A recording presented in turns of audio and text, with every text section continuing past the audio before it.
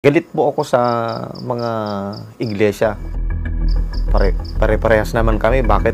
May Diyos din naman kami. Bakit sila lang ang maliligtas? Taong 2013, depressed ako. Bumagsak ang buhay namin hanggang sa dumalo ako ng pamamayag sa Santiago. Nung nananalangin pa lang yung nangasiwa doon sa Santiago, talagang hindi ko mapigilan yung sarili ko na parang nakahanap ako ng kakampi dun sa mga aral na napakinggan ko. Parang kumbaga ipahulog ka na saan. Mahulog ka sa bangin, merong may kamay. May nag-abot ng kamay. Tinuloy-tuloy ko po yung doktrina ko. Kasi doon ko po naramdaman kapag nakakarinig po ako ng aral, lumalakas po yung loob ko. Nagkakaroon ako ng panibagong pag-asa.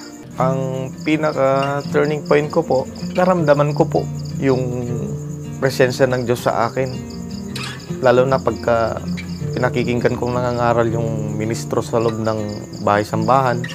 May nang-uusig sa akin, nagtatanong, bakit anong nakain ko raw? Bakit daw mag-iiglesia? Gusto mo bang sumamba ng araw-araw?